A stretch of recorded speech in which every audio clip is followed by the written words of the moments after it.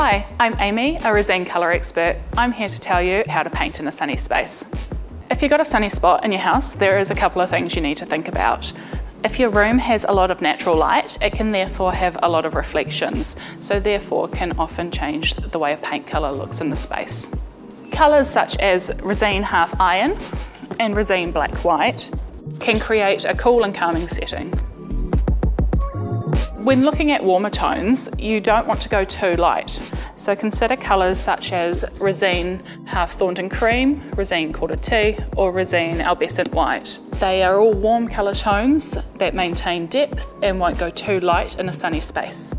Sunny spaces can also have deeper colour tones, so depending on the style that you are trying to achieve, we've got colours such as Resene Upside, a tranquil blue, Resene Field Day for a meadow green, or Resene Summer Rose as a terracotta beige.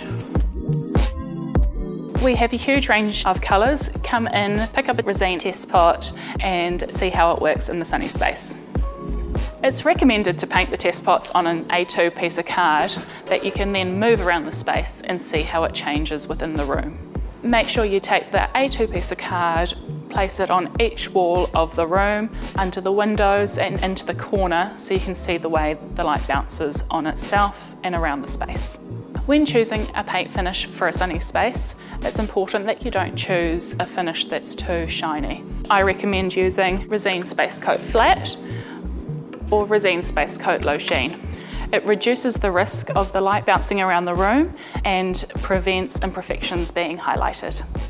My top tip is when painting in a sunny space, it's important that you don't do it in the middle of the day where you'll have sun glare when you're using an off-white colour, making it very difficult to see where you've been.